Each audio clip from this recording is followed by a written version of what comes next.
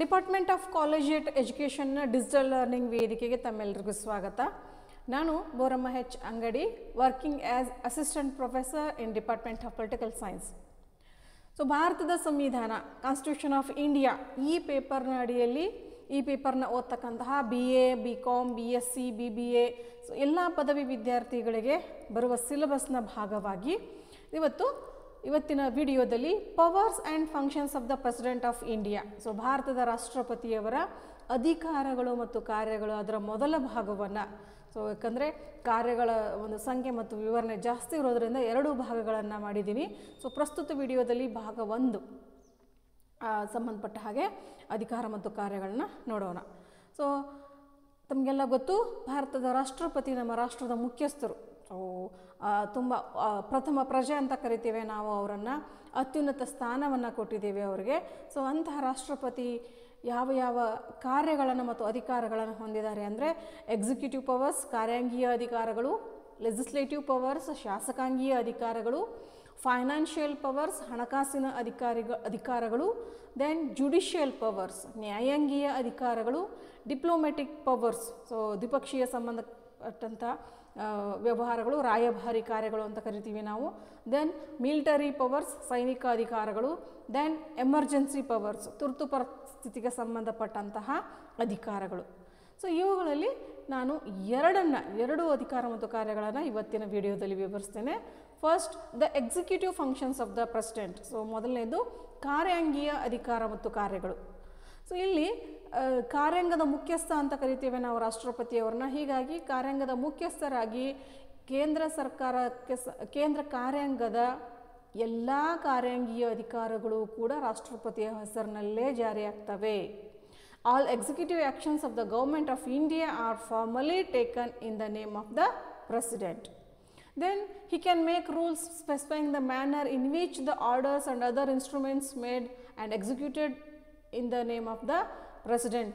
So ಏನು ಕಾರ್ಯಾಂಗಕ್ಕೆ ಸಂಬಂಧಪಟ್ಟಂತಹ ಆದೇಶಗಳು, ನಿಯಮಗಳು ಮತ್ತು ಸೂಚನೆಗಳು ಎಲ್ಲವೂ ಕೂಡ ರಾಷ್ಟ್ರಪತಿಯ ಹೆಸರಿನಲ್ಲಿನೇ ಅಪ್ಲೈ ಆಗ್ತವೆ.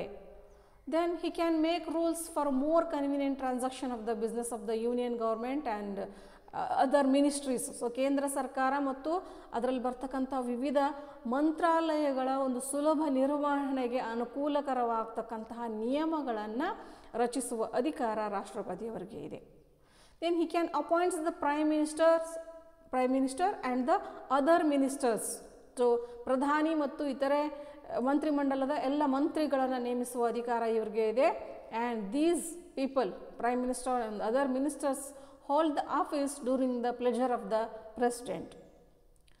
Then he appoints the attorney general of India and determines his remuneration. So ಕಾರ್ಯಾಂಗದ ಭಾಗವಾದಂತಹ ಅಟಾರ್ನಿ ಜನರಲ್ ಹುದ್ದೆ ವ್ಯಕ್ತಿಯನ್ನು, ಅಟಾರ್ನಿ ಜನರಲ್ ಅವ್ರನ್ನ ನೇಮಕ ಮಾಡುವ ಅಧಿಕಾರ ಇವರಿಗಿದೆ. And he determines his remuneration. And also this attorney general of India holds office during the pleasure of the president. So ರಾಷ್ಟ್ರಪತಿಯ ಇಚ್ಛೆ ಇರುವವರೆಗೂ ಈ ಅಟಾರ್ನಿ ಜನರಲ್ ಅವರು ತಮ್ಮ ಅಧಿಕಾರವನ್ನು ಅನುಭವಿಸ್ತಾರೆ. Then he appoints the CAG, controller and auditor general of India, ಭಾರತದ ಮಹಾಲೆಕ್ಕ ನಿಯಂತ್ರಕ ಮತ್ತು ಪರಿಶೋಧಕರನ್ನು ನೇಮಿಸ್ತಾರೆ. The chief election commissioner and other election commissioners, ಚುನಾವಣಾ ಆಯೋಗದ ಮುಖ್ಯ ಚುನಾವಣಾ ಆಯುಕ್ತರು ಮತ್ತು ಇತರೆ ಚುನಾವಣಾ ಆಯುಕ್ತರನ್ನು ನೇಮಿಸ್ತಾರೆ. Then the chairman and members of the union public service commission, ಕೇಂದ್ರ ಲೋಕಸೇವಾ ಆಯೋಗದ ಅಧ್ಯಕ್ಷರು ಮತ್ತು ಎಲ್ಲ ಸದಸ್ಯರನ್ನು ನೇಮಿಸ್ತಾರೆ. And the governors of all states, ಎಲ್ಲ ರಾಜ್ಯಗಳ ರಾಜ್ಯಪಾಲರನ್ನು ನೇಮಿಸ್ತಾರೆ. And the chairman and members of the finance commission, ಹಣಕಾಸು ಆಯೋಗದ ಅಧ್ಯಕ್ಷರು ಮತ್ತು ಸದಸ್ಯರನ್ನು ನೇಮಕ ಮಾಡ್ತಾರೆ. ಸೊ ಈ ರೀತಿ ಸಂವಿಧಾನಿಕ ಆಯೋಗಗಳು ಅಂತ ಏನು ಕರಿತೀವಿ ನಾವು, ಸೊ ಸಂವಿಧಾನಿಕ ಸ್ಥಾನಮಾನವನ್ನು ಪಡೆದಂಥ ಪ್ರಮುಖ ಕಾರ್ಯಾಂಗೀಯ ಆಯೋಗಗಳ ಎಲ್ಲ ಮುಖ್ಯಸ್ಥರನ್ನು ಇವರು ನೇಮಿಸ್ತಾರೆ. Then he can appoint a commission to investigate into the conditions of SCs, STs and other backward classes. So ರಾಷ್ಟ್ರದ ಪರಿಶಿಷ್ಟ ಜಾತಿ, ಪರಿಶಿಷ್ಟ ಜನಾಂಗ ಮತ್ತು ಇತರೆ ಹಿಂದುಳಿದ ವರ್ಗಗಳ ಸ್ಥಿತಿಗತಿಗಳಿಗೆ ಸಂಬಂಧಪಟ್ಟ ಹಾಗೆ ಇನ್ವೆಸ್ಟಿಗೇಟ್ ಮಾಡೋದಕ್ಕೆ ಆಯೋಗವನ್ನು ನೇಮಕ ಮಾಡುವ ಅಧಿಕಾರ ಇವರಿಗೆ ಇದೆ. Then he can appoint an interstate council to promote center state and interstate cooperation. So Bharat ಒಂದು ಒಕ್ಕೂಟ ಆಗಿರೋದ್ರಿಂದ ಅವು ಒಕ್ಕೂಟ ವ್ಯವಸ್ಥೆಯಲ್ಲಿ ಕೇಂದ್ರ ಮತ್ತು ರಾಜ್ಯಗಳ ನಡುವೆ ರಾಜ್ಯಗಳ ನಡುವೆ ಸಹಕಾರವನ್ನು ಸಾಧಿಸೋದಕ್ಕೆ ಅಂತಾರಾಜ್ಯ ಮಂಡಳಿಯನ್ನು ಸ್ಥಾಪಿಸುವ ಅಧಿಕಾರ ಇವರಿಗೆ ಇದೆ. Then he can seek any information relating to the administration of affairs of the union government from the prime minister. So ಕೇಂದ್ರ ಸರ್ಕಾರದ ಒಂದು ಆಡಳಿತದ ವ್ಯವಹಾರಗಳಿಗೆ ಸಂಬಂಧಪಟ್ಟಂತಹ ಯಾವುದೇ ಮಾಹಿತಿಯನ್ನು ಪ್ರಧಾನಿಯವರಿಂದ ತರಿಸಿಕೊಳ್ಳುವ ಅಧಿಕಾರ ರಾಷ್ಟ್ರಪತಿಯವರಿಗೆ ಇದೆ. Then he directly administers the union territories through administrators appointed by him. So ಏನು ನಮ್ಮ ದೇಶದಲ್ಲಿ ಕೇಂದ್ರಾಡಳಿತ ಪ್ರದೇಶಗಳಿದ್ದಾವೆ, ಎಲ್ಲ ಕೇಂದ್ರಾಡಳಿತ ಪ್ರದೇಶಗಳು ಕೂಡ ನೇರವಾಗಿ ರಾಷ್ಟ್ರಪತಿಯವರಿಂದ ಆಡಳಿತಕ್ಕೆ ಒಳಪಡ್ತವೆ, ಕೇಂದ್ರ ಸರ್ಕಾರದಿಂದ ಆಡಳಿತಕ್ಕೆ ಒಳಪಡ್ತವೆ. ಸೊ ಇವರು ರಾಷ್ಟ್ರಪತಿ ಸ್ವತಃ ನೇಮಿಸಿದಂತಹ ಏನು ಲೆಫ್ಟಿನೆಂಟ್ ಗವರ್ನರ್ಗಳು ಅಂತೇನು ಕರಿತೀವಿ, ಅಡ್ಮಿನಿಸ್ಟ್ರೇಟರ್ಸ್ ಅಂತೇನು ಕರಿತೀವಿ, ಅಡ್ಮಿನಿಸ್ಟ್ರೇಟರ್ಸಿಂದ ಎಲ್ಲ ಕೇಂದ್ರಾಡಳಿತ ಪ್ರದೇಶಗಳ ಆಡಳಿತ ನಡೆಸಲ್ಪಡುತ್ತೆ. Then he can declare any area as scheduled area and has the power with respect to the administration of that scheduled area and tribal areas. ಭಾರತದ ಯಾವುದೇ ಭಾಗವನ್ನು ಸಂವಿಧಾನದಲ್ಲಿ ನಿಗದಿಪಡಿಸಿದ ನಿಯಮಗಳಿಗೆ ಅನುಗುಣವಾಗಿ ಶೆಡ್ಯೂಲ್ ಏರಿಯಾ ಅಂತ ಹೇಳಿ ಡಿಕ್ಲೇರ್ ಮಾಡುವ ಘೋಷಿಸುವ ಅಧಿಕಾರ ರಾಷ್ಟ್ರಪತಿಯವರಿಗೆ ಇದೆ. ಅದು ಘೋಷಣೆ ಆದ ಮೇಲೆ ಆ ಶೆಡ್ಯೂಲ್ ಏರಿಯಾ ಆಗಿರ್ಬೋದು ಅಥವಾ ಟ್ರೈಬಲ್ ಏರಿಯಾಗಳಾಗಿರ್ಬೋದು ಅವುಗಳ ಆಡಳಿತವನ್ನು ನೋಡಿಕೊಳ್ಳುವ ಜವಾಬ್ದಾರಿ ಕೂಡ ನೇರವಾಗಿ ರಾಷ್ಟ್ರಪತಿಯವರಿಗೆ ಇದೆ. Then he can summon or prorogue the parliament and dissolve the Lok Sabha. So ಇವರು ಲೋಕಸಭೆಯನ್ನು ವಿಸರ್ಜಿಸುವ ಅಧಿಕಾರವನ್ನು ಹೊಂದಿದ್ದಾರೆ. Then he can also summon a joint sitting of both the houses of parliament. So ಪಾರ್ಲಿಮೆಂಟಿನ ಎರಡೂ ಸದನಗಳ ಒಂದು ಜಂಟಿ ಅಧಿವೇಶನವನ್ನು ಕರೆಯುವ ಅಧಿಕಾರ ಇವರಿಗೆ ಇದೆ. ಸೊ ಈ ಸಮಸ್ಯೆ ಯಾವಾಗ ಬರುತ್ತೆ ಅಂದರೆ ಪಾರ್ಲಿಮೆಂಟಿನ ಎರಡು ಸಭೆಗಳಾದಂತಹ ರಾಜ್ಯಸಭೆ ಮತ್ತು ಲೋಕಸಭೆಯ ನಡುವೆ ಯಾವುದೇ ಒಂದು ಮಸೂದೆಗೆ ಸಂಬಂಧಪಟ್ಟ ಹಾಗೆ ಭಿನ್ನಾಭಿಪ್ರಾಯಗಳು ಉಂಟಾದಾಗ ಎರಡೂ ಮನೆಗಳ ಜಂಟಿ ಅಧಿವೇಶನವನ್ನು ರಾಷ್ಟ್ರಪತಿಯವರು ಕರೀತಾರೆ. ಸೊ ಈ ಜಂಟಿ ಅಧಿವೇಶನದ ಅಧ್ಯಕ್ಷತೆಯನ್ನು ಯಾರು ವಹಿಸ್ತಾರೆ ಅಂದರೆ ತುಂಬ ಸೂಕ್ಷ್ಮ ವಿಷಯ. This is very important for competitive exams perspective. So ಜಂಟಿ ಅಧಿವೇಶನದ ಅಧ್ಯಕ್ಷತೆಯನ್ನು ಲೋಕಸಭೆಯ ಸಭಾಪತಿ, the speaker of Lok Sabha ವಹಿಸ್ತಾರೆ.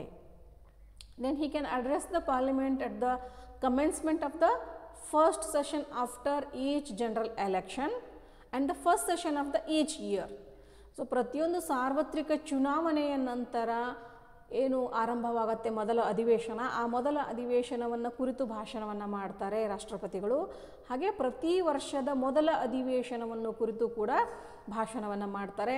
So ರಾಷ್ಟ್ರಪತಿಯ ಭಾಷಣ ಅಂದರೆ ಬಹಳಷ್ಟು ಪ್ರಾಮುಖ್ಯತೆಯನ್ನು ಪಡೆದಿರುತ್ತೆ, ಯಾಕಂದರೆ ಅದು ದೇಶದ ಆಡಳಿತದ ಪ್ರಮುಖ ವಿಷಯಗಳನ್ನು, ಆಡಳಿತದ ವಿಷನನ್ನು ಒಳಗೊಂಡಿರ್ತಕ್ಕಂಥ ಭಾಷಣವಾಗಿರುತ್ತೆ. Then he can send messages to the houses of parliament. So ಯಾವ ವಿಷಯಕ್ಕೆ ಸಂಬಂಧಪಟ್ಟಾಗಿರ್ಬೋದು, respect to the bill pending in the parliament or otherwise. So ಪಾರ್ಲಿಮೆಂಟ್ನಲ್ಲಿ ಪೆಂಡಿಂಗ್ ಇರತಕ್ಕಂಥ ಬಿಲ್ಗಳಿಗೆ ಸಂಬಂಧಪಟ್ಟ ಹಾಗೆ ಆಯಿತು, ಅಥವಾ ಇತರೆ ವಿಷಯಗಳಿಗೆ ಸಂಬಂಧಿಸಿದ ಹಾಗೆ ಪಾರ್ಲಿಮೆಂಟಿನ ಎರಡೂ ಸದನಗಳಿಗೆ ಸಂದೇಶಗಳನ್ನು ಕಳಿಸುವ ಅಧಿಕಾರ ರಾಷ್ಟ್ರಪತಿಯವರಿಗೆ ಇದೆ. Then he can appoint any member of Lok Sabha and Rajya Sabha to preside over its proceedings when the offices of both the speaker and deputy speaker fall vacant. So ಎರಡೂ ಸದನಗಳು, ರಾಜ್ಯಸಭೆ ಮತ್ತು ಲೋಕಸಭೆಯ ಸ್ಪೀಕರ್ ಮತ್ತು deputy ಸ್ಪೀಕರ್ಗಳ ಸ್ಥಾನಗಳು ಖಾಲಿಯಾದಾಗ ಅಥವಾ ಅವು ಹುದ್ದೆ vacant ಆದಾಗ, ಖಂಡಿತವಾಗಿ ಖಾಲಿಯಾದಾಗ, ಸೊ ಆ ಜವಾಬ್ದಾರಿಗಳನ್ನು ನಿರ್ವಹಿಸೋದಕ್ಕೆ ನಿಯಮಾನುಸಾರ ಪರ್ಯಾಯ ವ್ಯಕ್ತಿಗಳನ್ನು ಆರಿಸುವ ಅಧಿಕಾರ ರಾಷ್ಟ್ರಪತಿಯವರಿಗೆ ಇದೆ. Then he decides on questions as to disqualifications of the members of parliament. ನೋಡಿ, ಪಾರ್ಲಿಮೆಂಟಿನ ಸದಸ್ಯರನ್ನು ನಿಯಮಾನುಸಾರವಾಗಿ ಅನರ್ಹರು ಅಂತ ಹೇಳಿ ಘೋಷಿಸುವ ಅಧಿಕಾರ ಇವರಿಗೆ ಇದೆ. ಸೊ ಅದನ್ನು ಮಾಡೋಕ್ಕಿಂತ ಮುಂಚೆ he will consult with the election commission, ಚುನಾವಣಾ ಆಯೋಗದ ಜೊತೆಗೆ ಸಮಾಲೋಚನೆ ಮಾಡಿ ಪಾರ್ಲಿಮೆಂಟಿನ ಸದಸ್ಯರನ್ನು ಅನರ್ಹಗೊಳಿಸುವ ಅಧಿಕಾರ ಇವರಿಗೆ ಇದೆ. Then his prior recommendation is needed to introduce certain types of bills in the parliament.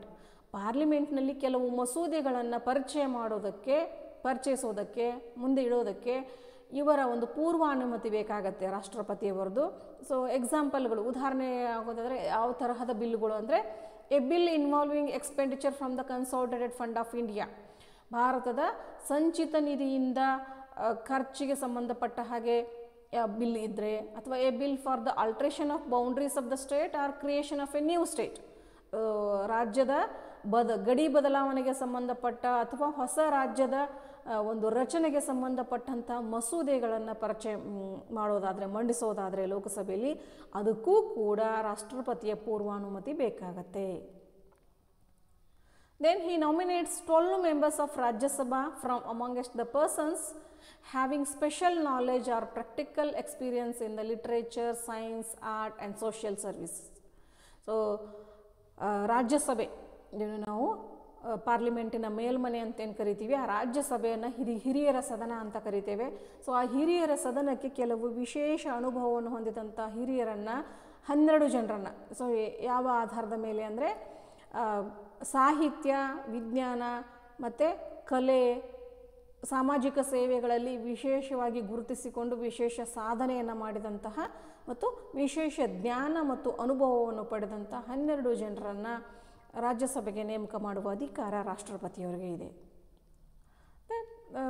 ತುಂಬ ಪ್ರಮುಖವಾದಂಥ ಶಾಸನೀಯ ಕಾರ್ಯ ಇನ್ನೊಂದು ಯಾವುದು ಅಂದರೆ, ಯಾವಾಗ ಒಂದು ಬಿಲ್ ಪಾರ್ಲಿಮೆಂಟಿನ ಎರಡೂ ಮನೆಗಳಿಂದ ಪಾಸಾಗಿ ರಾಷ್ಟ್ರಪತಿಯವರ ಮುಂದೆ ಬರುತ್ತೆ, ನಿಮಗೆಲ್ಲ ಗೊತ್ತಿರಲಿ, ಒಂದು ಮಸೂದೆ, ಯಾವುದೇ ಒಂದು ಬಿಲ್ ಅಥವಾ ಮಸೂದೆ ಪಾರ್ಲಿಮೆಂಟಿನ ಎರಡೂ ಮನೆಗಳಿಂದ ಪಾಸಾದ ತಕ್ಷಣ ಅದು ಕಾಯ್ದೆ ಆಗೋದಿಲ್ಲ, ಶಾಸನವಾಗೋದಿಲ್ಲ. ಅದಕ್ಕೆ ರಾಷ್ಟ್ರಪತಿಯ ಅಂಕಿತ ಅಂತಿಮವಾಗಿರುತ್ತೆ. ರಾಷ್ಟ್ರಪತಿಯ ಅಂಕಿತ ಬಿದ್ದ ಮೇಲೆ ಅದು ಬಿಲ್ ಇದ್ದಿದ್ದು ಏನಾಗುತ್ತೆ, ಶಾಸನವಾಗತ್ತೆ. ಸೊ ಆ ತರಹದ ಬಿಲ್ ಎರಡೂ ಸದನಗಳಿಂದ ಪಾಸಾಗಿ ರಾಷ್ಟ್ರಪತಿಯವರ ಮುಂದೆ ಬಂದಾಗ ಏನೇನು ಅಧಿಕಾರಗಳಿದ್ದಾವೆ ಅವ್ರಿಗೆ? So he can give his assent to the bill, so ಅವರು ಆ ಮಸೂದೆಗೆ ಸಹಿ ಹಾಕ್ಬೋದು. Or withhold his assent to the bill, ಅವ್ರಿಗೆ ಆ ಬಿಲ್ಗೆ ಸಹಿ ಹಾಕದೆ ಅದನ್ನು ತಡೆ ಹಿಡಿಬೋದು. Or return the bill for the reconsideration of the parliament, so ಅದರ ಮರುಪರಿಶೀಲನೆಗೆ ಆ ಮಸೂದೆಯನ್ನು ಕಳಿಸ್ಬೋದು ತಿರುಗಿ. Okay, then when a bill passed by state legislature is reserved by the governor for consideration of the president. ಕೆಲವು ಸಾರಿ ರಾಜ್ಯ ಶಾಸನಾಂಗಕ್ಕೆ ಸಂಬಂಧಪಟ್ಟಂತಹ ಮಸೂದೆಗಳನ್ನು ಆಯಾ ರಾಜ್ಯದ ರಾಜ್ಯಪಾಲರು ರಾಷ್ಟ್ರಪತಿಯವರ ಗಮನಕ್ಕೆ ಅಂತ ಹೇಳಿ ಕಳಿಸಿರ್ತಾರೆ. ಅಂಥ ಸಂದರ್ಭದಲ್ಲಿ ರಾಜ್ಯ ಶಾಸಕಾಂಗಕ್ಕೆ ಸಂಬಂಧಪಟ್ಟಂತಹ ಮಸೂದೆಯನ್ನು ಕೂಡ ರಾಷ್ಟ್ರಪತಿಯವರು ಏನೇನು ಮಾಡುವ ಅವಕಾಶಗಳಿದ್ದಾವೆ ಅಂದರೆ, yes he can give his assent to the bill, ಅವರು ಆ ರಾಜ್ಯ ಶಾಸಕಾಂಗಕ್ಕೆ ಸಂಬಂಧಪಟ್ಟಂಥ ಮಸೂದೆಗೆ ತಮ್ಮ ಸಹಿ ಹಾಕಿ ಕಳಿಸ್ಬೋದು. ಅಥವಾ withhold his assent to the bill, ಮಸೂದೆಗೆ ಸಹಿ ಹಾಕದೆ ಅದನ್ನು ತಡೆ ಹಿಡಿಬಹುದು. And or direct the governor to return the bill if it is not the money bill. So ಹಣಕಾಸಿನ ಮಸೂದೆ ಆಗದೆ ಹೋದರೆ, ಅಂದರೆ ಹಣಕಾಸಿನ ಮಸೂದೆ ಬಿಟ್ಟು ಬೇರೆ ಬಿಲ್ಗಳಾಗಿದ್ದರೆ ಅದನ್ನು ಪುನಃ ಆ ಸಂಬಂಧಪಟ್ಟಂಥ ರಾಜ್ಯದ ರಾಜ್ಯಪಾಲರಿಗೆ ಮರುಪರಿಶೀಲನೆಗೆ ಅಂತ ಕಳುಹಿಸಬಹುದು. Then he can promulgate the ordinance when the parliament is not in the session. So parliament ಅಧಿವೇಶನವನ್ನು ಕರೀದೇ ಇರತಕ್ಕಂಥ ಪಾರ್ಲಿಮೆಂಟಿನ ಅಧಿವೇಶನಗಳು ನಡೀದೇ ಇರತಕ್ಕಂಥ ಸಂದರ್ಭದಲ್ಲಿ ರಾಷ್ಟ್ರದ ಆಡಳಿತಕ್ಕೆ ಮಹತ್ತರ ಅನಿಸಿದಂತಹ ಕೆಲವು ವಿಷಯಗಳ ಬಗ್ಗೆ ಏನಾದರೂ ನಿರ್ಣಯಗಳನ್ನು ತೆಗೆದುಕೊಳ್ಬೇಕಾಯ್ತು ಅಂದರೆ ತುರ್ತಾಗಿ ಅಂಥ ಸಂದರ್ಭದಲ್ಲಿ ರಾಷ್ಟ್ರಪತಿಗಳು ಏನು ಮಾಡ್ತಾರೆ, ಸುಗ್ರೀವಾಜ್ಞೆಗಳನ್ನು ಹೊರಡಿಸ್ತಾರೆ. ಸೊ ಈ ಸುಗ್ರೀವಾಜ್ಞೆಗಳು ಶಾಸನಗಳ ರೀತಿಯೇ ಕಾರ್ಯವನ್ನು ನಿರ್ವಹಿಸ್ತವೆ. Then he lays the reports of the controller and auditor general, so union public service commission, finance commission and others. So ಏನು ಸಂವಿಧಾನಿಕ ಆಯೋಗಗಳು ಅಂತ ಏನಿದಾವಲ್ಲ, CAG ಆಗಿರ್ಬೋದು, ಕೇಂದ್ರ ಲೋಕಸೇವಾ ಆಯೋಗದಾಗಿರ್ಬೋದು, ಹಣಕಾಸಿನ ಆಯೋಗ, ಈ ಎಲ್ಲ ಆಯೋಗಗಳು ಪ್ರತಿ ವರ್ಷ ತಮ್ಮ ವಾರ್ಷಿಕ ವರದಿಯನ್ನು ರಾಷ್ಟ್ರಪತಿಯವರಿಗೆ ಸಲ್ಲಿಸ್ತಾರೆ. ರಾಷ್ಟ್ರಪತಿಯವರು ಇಂಟರ್ನ್ ಈ ರಿಪೋರ್ಟ್ಗಳನ್ನು, ಈ ವರದಿಗಳನ್ನು ಪಾರ್ಲಿಮೆಂಟಿನ ಮುಂದೆ ಪ್ರಸ್ತುತಪಡಿಸ್ತಾರೆ. Then he can also make regulations for the peace, progress and good government of the Andaman Nicobar Islands, Lakshadweep, Dadra Nagar Haveli, Daman and Diu. So ಈ ರೀತಿ ಕೇಂದ್ರಾಡಳಿತ ಪ್ರದೇಶಗಳು ಏನಿದ್ದಾವೆ, ಈ ಎಲ್ಲ ಕೇಂದ್ರಾಡಳಿತ ಪ್ರದೇಶಗಳ ಉತ್ತಮವಾದಂತಹ ಆಡಳಿತಕ್ಕಾಗಿ, ಅವುಗಳ ಶಾಂತಿ ಮತ್ತು ಪ್ರಗತಿಗಾಗಿ ಕೆಲವು ರೆಗ್ಯುಲೇಷನ್ಗಳನ್ನು ಇವರು ಮಾಡಬಹುದು. ಹಾಗೆ ಪಾಂಡಿಚೇರಿಯಲ್ಲಿ ಶಾಸಕಾಂಗ ಶಾಸಕಾಂಗ ಇರೋದರಿಂದ ಅಲ್ಲಿ ಕೂಡ ಆ ರಾಜ್ಯ ಶಾಸಕಾಂಗ ಕಾರ್ಯನಿರ್ವಹಿಸದೇ ಇರತಕ್ಕಂಥ ಸಂದರ್ಭದಲ್ಲಿ ಮಾತ್ರ ರಾಷ್ಟ್ರಪತಿಯವರು ಆ ಏರಿಯಾಗೆ ಸಂಬಂಧಪಟ್ಟಂತಹ ಏನು ಈ ಎಲ್ಲ ಅಂಶಗಳಿಗೆ ಉತ್ತಮವಾದಂತಹ ಆಡಳಿತ, ಶಾಂತಿ ಮತ್ತು ಪ್ರಗತಿಗಾಗಿ ಕೆಲವು ರೆಗ್ಯುಲೇಷನ್ಗಳನ್ನು ರಚನೆ ಮಾಡಬಹುದು. ಓಕೆ, ಸೊ ಇವಿಷ್ಟು ಎರಡು ಪ್ರಮುಖವಾಗಿ executive and legislative functions of the ಪ್ರೆಸಿಡೆಂಟನ್ನು ನಾವು ಈ ವಿಡಿಯೋದಲ್ಲಿ ಇನ್ ಡೀಟೇಲ್ ಆಗಿ ಚರ್ಚೆ ಮಾಡಿದ್ವಿ. ಸೊ ಇದಕ್ಕೆ ಸಂಬಂಧಪಟ್ಟಂತಹ ರೆಫರೆನ್ಸ್ನ ನೀವು ಈ ಪುಸ್ತಕಗಳ ಮೂಲಕ ನೋಡ್ಬೋದು ಸ್ನೇಹಿತರೆ. ನೆಕ್ಸ್ಟ್ ವಿಡಿಯೋದಲ್ಲಿ I will continue the functions and powers of the president. So ಮುಂದಿನ ಕಾರ್ಯಗಳನ್ನು ನೆಕ್ಸ್ಟ್ ವಿಡಿಯೋದಲ್ಲಿ I will continue. Okay, thank you for your patient listening.